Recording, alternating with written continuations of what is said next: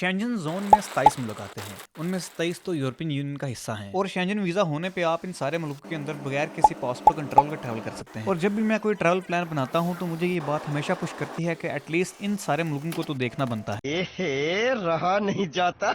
और मैंने बचपन में सुना था कि दुनिया में एक ऐसा शहर भी है जो पानी के ऊपर बसता है। थोड़ी बहुत रिसर्च करने में पता चला कि उस शहर का नाम वीनस है और वो शहर इटली में वाक़ है और इटली शेंजन में आता है और मेरे पास शेंजन वीजा है। बस यही बात हमेशा मुझे पुश की जा रही थी। मैं सही अपॉर्चुनिटी का वेट करता रहा और मुझे अपॉर्चुनिटी मिल गई, इसीलिए मैंने टिकट करवाई और वीनस के लिए निकल पड़ा। और अरलैंडो एयरपोर्ट पे आते साल ही मैंने सेल्फ चेक इन मशीन के ऊपर जाकर अपना ई बोर्डिंग पास स्कैन किया और फिजिकल बोर्डिंग पास और बैगेज रिसीट निकाली। मेरी सीट 7F है और मेरा ग्रुप 3 है। जहाज में हालदवाई ना मचे इसीलिए सीट्स को ग्रुप्स के अंदर तकसीम किया जाता है और फिर ग्रुप बाई ग्रुप लोगों को कॉल किया जाता है ताकि लोगों को सीक्वेंस में बिठाया जा सके। मेरे ग्रुप को पुकारा गया और मैं खुशी से जहाज की तरफ लपका। ट्रैवल करने से पहले मैंने seatguru.com से जहाज की सीटिंग प्लान देखा, जिससे मुझे अंदाजा था कि मेरी सीट विंडो सीट है। मैंने अपना सामान अपने ऑपोजिट ओवरहेड लॉकर के अंदर रखा था कि मेरी नजर इसके ऊपर रहे। फिर इस लड़की ने जहाज की कुछ चीज चेक की और जहाज ने चलना शुरू किया। आज स्टॉकहोम का वेदर काफी क्लाउडी है और जैसे ही जहाज बादलों के ऊपर आया, यहाँ पे सूरज अपनी आबोताब से चमक रहा था। फिर फिनेयर को तरस आया, उसने सारे पैसेंजर्स को जूस पिलाया। वीनस इटली तक का मेरा सफर तकरीबन 3 घंटे का है, लेकिन मेरी ये वाया फ्लाइट है, इसीलिए मुझे पहले हेलसिंकी फिनलैंड आना था और यहाँ से मुझे ट्रांसफर फ्लाइट लेके वीनस के लिए निकलना था। फिनलैंड और स्वीडन के टाइम में 1 घंटे का डिफरेंस है और शायद सिर्फ इसी 1 घंटे के डिफरेंस की वजह से मुझे आज काफी जल्दी भूख लग चुकी थी। मुझे यहाँ पे बॉस्टन बर्गर नजर आया, जहाँ से मैंने वेजी फ्राइज ऑर्डर किए।